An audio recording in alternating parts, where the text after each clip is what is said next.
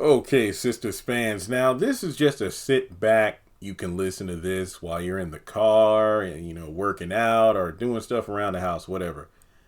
I wanted to do this video just to kind of sum up the way I feel because I'm getting tired. I really am. Of just repeating the same dialogue every week. Oh, the drama is forced. The resolution of issues feel rushed.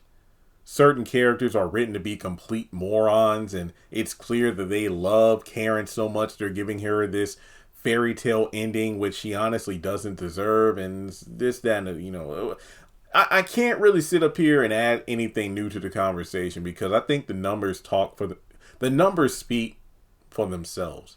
A few people messaged me last night in regards to, hey, Jeremy, is it just me or is, Twitter kind of dead? And I said, yep. I noticed that for the past couple weeks that when it comes to Sistas, well, heck, even this season in general, I know I don't have the biggest Twitter account. I don't. But I just know my tweets, like it wasn't uncommon to have one or two of my tweets each Wednesday night get at least 100 likes and a crap ton of retweets. But nah, honestly, my tweets were getting more traction during the hiatus period, like when I did the video tweets about like Karen never wanted to be a mom, she wanted to hold leverage over Zach. Things like that did well, but when I tweet about an actual episode when it's airing, barely any traction at all. And I've already talked about this in a couple other videos. The ratings are plummeting. Fans have checked out a while ago. And the more that the writers seem to prop Karen up on this pedestal where she's getting everything despite not deserving it after all the hell she's rained down for seasons, people just were done with it. And look, Beyond the Gates is getting the same kind of rap right now with certain characters, but that's another video for another day. Now, I know for me, I just wanted to do this video to say, or ask, not even ask the question, but just say what we've all been saying or thinking. And that's just go elaborating on what exactly is wrong with this series. And here's my thing. We all felt the same level of excitement when it was announced that a writer's room was finally coming to the show.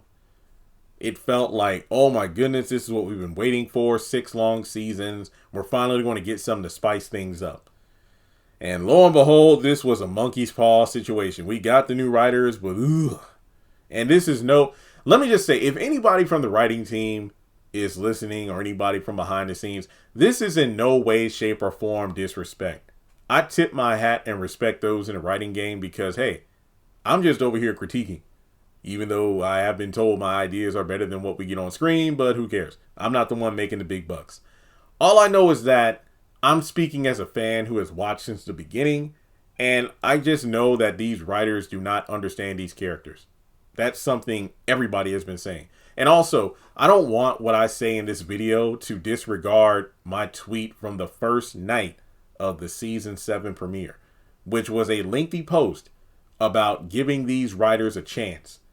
Because I know a lot of people, they were turned off by the first episode. And I said, look, I know it's different, but you got to think of it this way.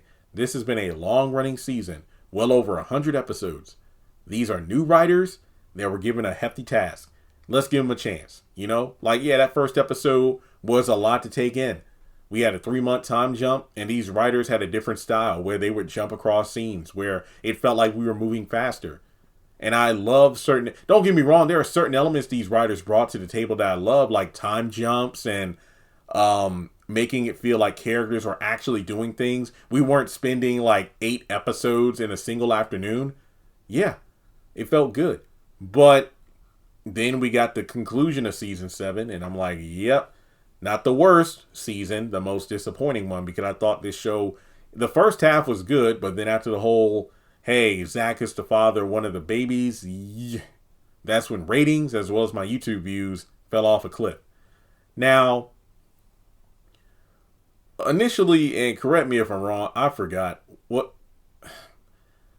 I want to say it was 6 writers, right? I know then season 8, the head writer was Jamie Giddens, who left at the end of season 8 to work on Beyond the Gates. So I don't know if anybody took his place or if it's just the 5 people writing. And I could not tell you if Tyler Perry actually went back to the writer's room to get this show back on track. I don't know if he just came in, gave a speech, and left, but whatever he did was not enough because season 9 is worse than season 8. This is awful. And I know this sounds like an off-the-wall example, but considering that the Michael teaser promo just blew up after... It came out a few days ago, and I've been watching that thing. It's like ever since that trailer, and teaser, and I've watched it so many times. I've been like just listening to Michael every single day, and I love seeing him in the news circuit again, but for positive this time. I was thinking about, and this isn't meant to be like a random tangent, but just hear me out. You know, the whole Quincy Michael collaboration, 3, just a triple header. Legendary run of albums, Off the Wall, Thriller, and Bad. And then when he left, then it was Dangerous, and Michael went on, on his own from there. And, there have been conflicting stories, but at the end of the day, it stated that, hey, they left on mutual grounds, even though it was stated that Quincy got a phone call and he was done. But, I look at the detail, Michael Jackson Bolt. There are just so many channels out there that do in-depth mini documentaries that I look at that go over Michael Jackson lore. So there have just been a bunch of stories about it. But, some say it's because, they had differing opinions on where music was going. And Michael would record stuff behind Quincy's back. And it's just a whole bunch of stuff. But here's the one thing I think is true. Regardless as to how essential Quincy was to Michael's success, because some say like, oh, well, Quincy really wasn't doing as much as the people would make you think. It was really Michael. Like Quincy would kind of give the thumbs up on Michael. I don't know. I just know, hey, they're the dynamic duo as far as I'm concerned. So, but it got to the point where people were like, well, who's Batman and who's Robin, that kind of thing. But here's what I think.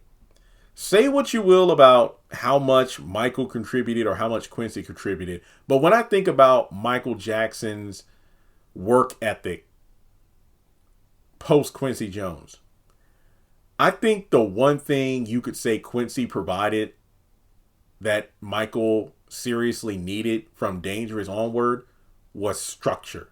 Because looking at documentaries about like Dangerous and history and whatnot, it would talk about Michael like recording hundreds of songs, which isn't out of the norm for people like him and Prince. But the thing was,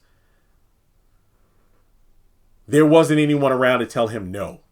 Unless it was like the president or CEO of the record label he was at saying like, Michael, we got a hard deadline for this album, so you got to stop recording songs and pick out something and get it together.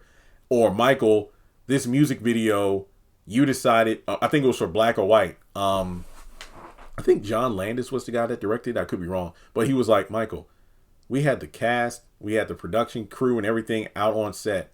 And you got Macaulay Culkin, and instead of being on set, you just went to Toys R Us to shop all day and have fun. You can't do that. You can't. So it's just one of those things where I feel like the same thing needed to be applied to Sistas, where it's great that Tyler had a writer's room, but I think it's bad that he just handed over the show to a writer's room.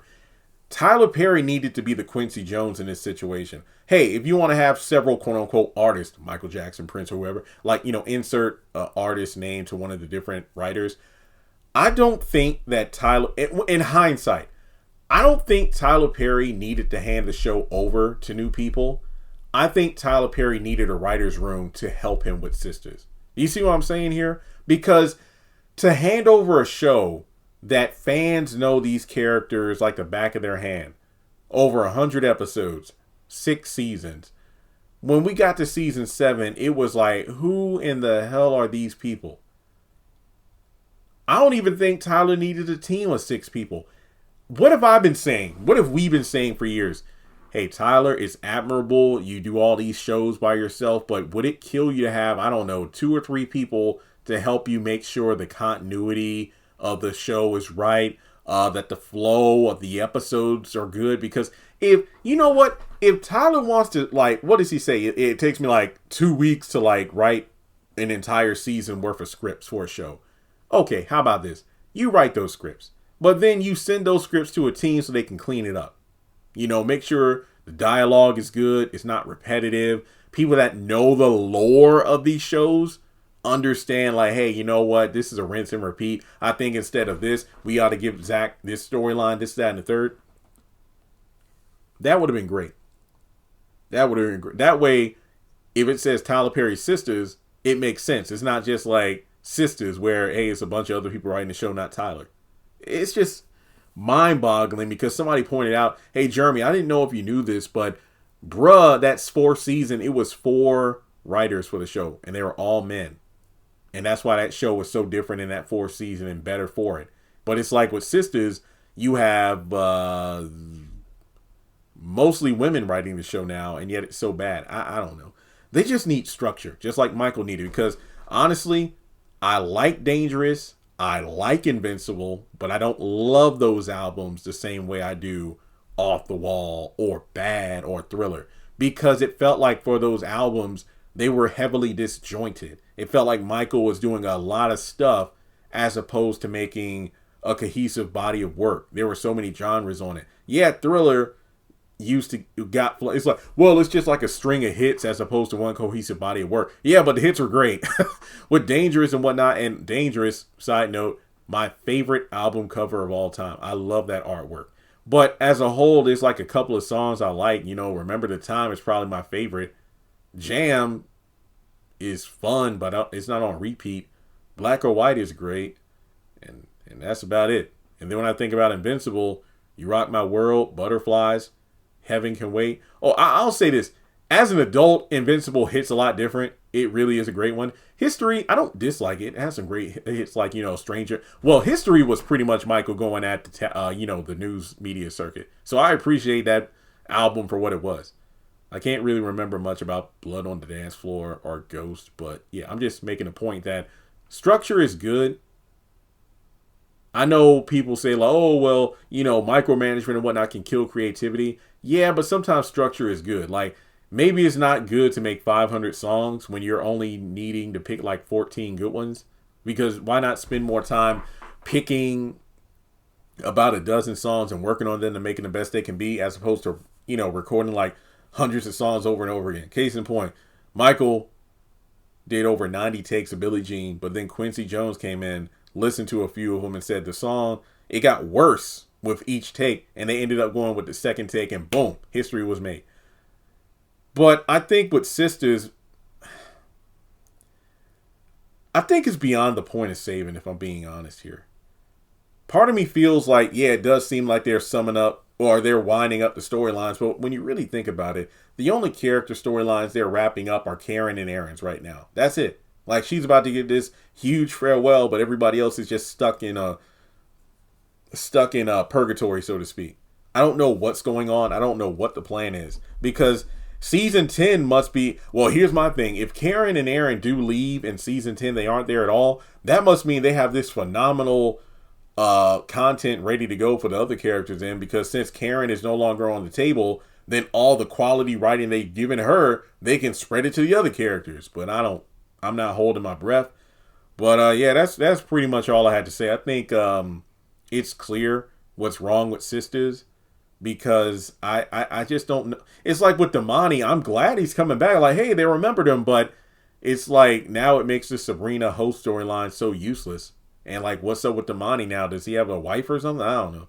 But yeah, let me know your thoughts in the comment section below about what's wrong with Sistas. Like I said, I'm probably never going to mention this stuff again. Hence why I'm like, let me just regurgitate it into this one video. So from this point on, I might briefly mention, yet again, folks, we have an episode that was forced and repetitive, and just go through the review or go through the live stream, because I'm just sick of saying the same crap every week.